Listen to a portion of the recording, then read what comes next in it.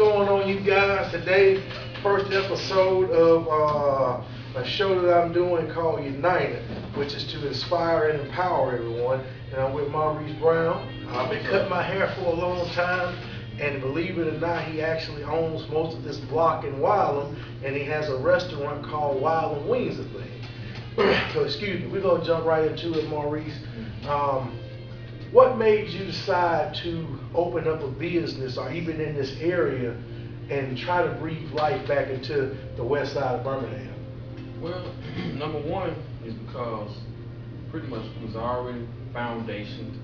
You know what I'm saying? Mr. Colston had already built this foundation to really uproot and just bring out a different type of men coming together, not only just to get a haircut, but also to come together and communicate and dialogue in different situations that's going on in the world today. Okay. Now you're a husband, you're a father, and you're a businessman. How do you balance that life when it's people calling you? I know I call you. You got customers calling you. You got to deal with the restaurant. You got kids in sports. You got a wife. Then you have to get your time. How do you balance all that in a day? Oh, it ain't easy. I bet it ain't. I bet it ain't. I bet it's not easy. But you know what? I'm gonna tell you just like this. Number one, when you start something, you always gotta have that soulmate that's gonna be there to where you're missing the balance at, and they can uplift and balance everything out. Because if it weren't for my wife, there's a lot of stuff that we've been missing out on, because she is just so into the kids, to where a lot of times when I'm trying to balance this restaurant and the business aspect of it, she's there to keep our kids molded and well grounded even till I get there. Okay. You know. Okay. Okay. Question. Now you played football. Where did you play football at? I played football at Huffman High School. Coach Coleman. Coach Coleman. As far as hair cutting or in life, what lessons did you take from playing football or playing sports in general and applied in today's life and how you live? Well, I mean, because football is really something that it's almost like gratifying, because of the fact that you're kind of just putting everything together as an organization. Mm-hmm. Football, to me, it kind of gave me a discipline on different aspects of the game, and far as the business, it's all come together in the same way, because you use all that kind of just being organized and being to the point to where you got to try to make a play. Okay. If I want to. Okay. In my opinion, I think it has been a decline in sports and maybe football because people are afraid of concussion. But I think if kids get into extracurricular activities and sports and kind of integrate themselves into teamwork, it helps you when you run a business or you work somewhere. Because if you don't know how to deal with different people, if you only focused on, well, I don't want to do business with him because he's white, I don't want to do business with him because he's black, money's green. And you got to learn how to work with people. So I think in today's society, it's like a lot of kids don't know how to interact with other people. Then they get into the real world and you're trying to start a business, but you don't know how to deal with people and be a people person. And I think a lot of what's going on in society is missed from those little league and middle school and high school days of band, glee, and the choir and sports, because you was able to work together. Right. So that's pretty interesting. Well, in this area in Wylam, it's kind of gone down and you kind of brought some life back into it. What are some of your plans for the future you see as far as trying to turn this side of town around? Well, I mean, with me, it's going to take the whole neighborhood as one, because I can't do it by myself. Yeah, that's right. I can't do it by myself. So, you know, with me as a black business owner, you know, we got to patronize each other's business, even if you had a business, and that's what we need to do. Like, say for instance, if I got a business and you got a business, we got to do just like everybody else do. I know I get my fair trade business with whites, but I get most of my business from my color. Mm-hmm. So with me saying that, we need to learn how to patronize each other's business. You know, black-owned business. Yeah. And even though I know a lot of time it's hard to deal with us, but at the same time, it's hard to deal with everybody. That's true. That's You know true. what I'm saying? That's true. That's very true. And you bring up a good point actually about a lot of times, and I know you see this, it's very easy for somebody to go to Atlanta and go to the Gucci store, go over here and buy Prada, go buy this. But then when it come to us and we charge what we charge, you will go buy a $200 pair of tennis shoes. But if somebody tell you I cut grass, I wash car, I cut hair, I do hair for this price, with us, why do we do that as people? Why does like we always want to hook up with each other, but we'll go out and spend $700 on a bottle of wine, alcohol in the club? Why do you think that? I don't know. And you know, I always use this analysis.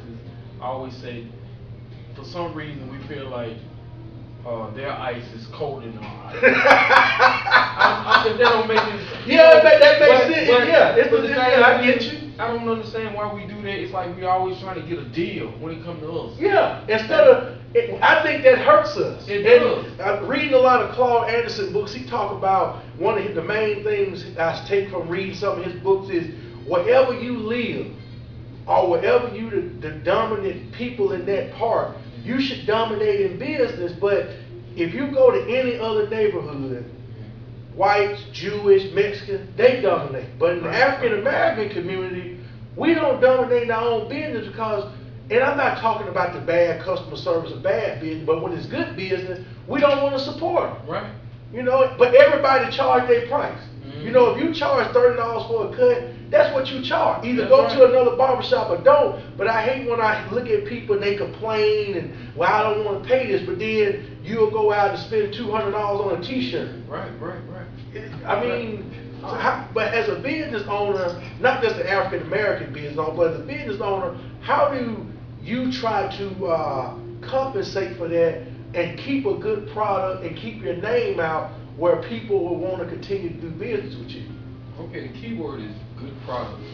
Number one, myself, I try my best to treat everybody how I want to be treated. Okay. Customer service, I always feel like it's number one. Okay. You know what I'm saying? How you treat people when they come in, you know what I'm saying, have good conversation. And you know, I've had plenty of barbershops and I've told all my barbers, I said, number one, I said, as a barber, you're not just a person that make this person look good. You got to make them feel good when they leave the shop. You see what I'm saying? Yeah. The barbershop used to be the African American, what they call it, golf club. It used to be our getaway. This used to be the place that used to cut up. Obviously, with the pandemic, it's starting to come back now. Right. But how many barbershops are in the Colston and Brown family? How many barbershops do you guys own? And what's your geographical footprint in the city of Birmingham? Well, at one point, man, we was dealing with like we had Wilder, which is the first one, and we had 3rd Avenue, we had Fairfield, we had Roebuck, okay, and we had Irondale. Yeah. But the thing of it is, you know, a lot of time when you're dealing with other people and not being able to be there and actually working the job, you can't really be there hands-on. So people tend to not treat your business as you would treat it. Okay.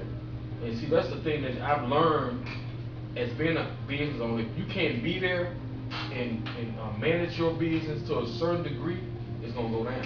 Okay. It's gonna go down quick. Okay. Well, now anything in the future, as far as your next step in us, not just you, but us, what can we do to help make Wylam this is a double ask question. Right. What can we do to help make Wylam? But not only help make Wylam, and I know you see this, more and more on the west side of Birmingham, business are closing down and leaving. What can we do as people to start to bring nicer things to this side? I don't mind always going out 280 to a nice restaurant, but I don't want to always have to go every day. We need to have some stuff over here. So like, what are some of the things that you're trying to do and you want other people to get involved in, and us as a community to start trying to push to bring this side back and make it revenue generating? Well, me myself, I feel like in order for us to really just kind of grow and pick up as far as generating in business, I feel like we need to start going to school. Everybody try to go to school for business. We need architects. We need people that are bankers. They can loan money. We need our own money coming in and being able to fund different business. Just like if I had a bank and you came to me and wanted to borrow money, I shouldn't have all these red tapes and all these stipulations to make you lose that taste. You know what I'm saying? Because I mean, the term, right. Yeah. Even when I first tried to start doing a business, they would loan me money for a car. And they wouldn't loan you. Yeah, they give give me. loan. Now, if I tried to go and borrow money to buy a truck, $60,000, $80,000, $100,000, oh, they throw it to me just like that. But if I try to get money for a business, I can have all the aspects, the whole breakdown for us, as having a treasurer, the whole system, everything, and they would shoot me down. Okay. But it's so quick for you to give me money for a car. Money for something, but not money basically to create generational wealth or change your environment. When they give you money, they give you just enough to fail. Just enough to fail. Not really giving you money to succeed, but just enough so well, we gave you a loan. Okay. Now if I came to the bank, I said in straight writing, wrote it down, broke everything down, what I needed for. I said I need $100,000. Now they gonna give me $20,000. I don't need $20,000. You need $100,000. I need $100,000. I need that money at the top. Number one, as a cushion. You know what I'm saying? A safety net. A lot of people say. So I need that money. So if I got good credit, I just use that, borrow money with my credit, then use that collateral as a way of generating like deals. Like you might have a business. You might say, well, Maurice, I'll do your roof for $100,000. Or you may say $50,000. And I would say, okay, what if I give you cash? Good deal. So you'll do a deal. Basically, what you were trying to do is the same thing that Jerry Jones did. Exactly. Instead of spending your money in the bank, right, you just got a loan and then you pay it back. That's Build right. your credit up. That's right. Okay, so hey, we need more black banks, That's right, and we need black bankers. We need some architects. That's right. We need people that can draw. We need people that know how to be engineered. Yeah, we need it all. We need it all. The whole nine. So that way, if I was to start, I want to break ground somewhere. You know, you got different. I don't know the name of them. They had little cameras and they measure the surveyors. Yeah, exactly. They survey the whole area. They do this. We need people to do that. We need folks to sit out in the break ground and do to run the wiring. We need one to run the plumbing. All these different things. A lot of that's trades people ran away from. We need to go back to that. We need to go back to plumbing, electrician, and mason. A lot of people run away from them good career, but you can make $100,000 doing them jobs. Because number one, whatever you do, if you're good at it, yeah, you gonna get paid. You're gonna get paid. You're gonna get paid. That's right. That's right. And that's what any job. And I got a lot of cats be, I'm gonna cut hair, but do you have a love for it? Yeah. Or you just trying to do it for the money? Yeah. You know what I'm saying? Now I've never just not been hungry for this. I love it. I love my job, and I always heard people say, if you do something that you love, you'll never work a job. And then you'll never work a day in your life. You're right. That's the truth. You're right. Because I don't even feel like I work. Because I like what I do. Okay. Well, we're not gonna keep you too much longer. I like to end this with some of your keys to success and some of the do's and don'ts being a business owner that you may can help somebody steer away from. Well, my thing, steps in trying to be a business owner. Don't listen to the naysayers and be that quiet storm. Okay. Because when you tell people what you're gonna do, they're gonna, man, you ain't gonna do that. And this gonna happen. They're gonna do this. They're gonna turn you down. But the thing about it, I went to this class even years ago. It's a seminar over in Guiding Lights, and it was a white guy. He said, I don't understand why you as a black man in the audience, why do y'all give up so quick? You got nothing to lose. He said, if they turn you down, ask them to give you a reason why they turned you down. Don't just take no for an answer. Mm-hmm. You know what I'm saying? Be aggressive and don't take no for an answer. Okay. If they turn you down for money, ask why you turn me down. They got to give you a reason. Mm-hmm. You feel what I'm saying? Oh yeah. And my thing of it is to be successful, be consistent. Okay. Be consistent in what you do. If you start out being a good person, be consistent in doing that. If you the type of person that is on time, you're prompt, be consistent at it.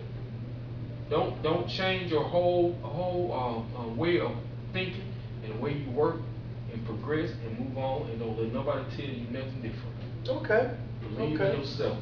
Good deal, good deal. Well, I thank you for your time, Mr. Brown. And this has been an episode of United, empowering and inspiring the next generation for success. Y'all have a wonderful and blessed day, and let's break generational curses.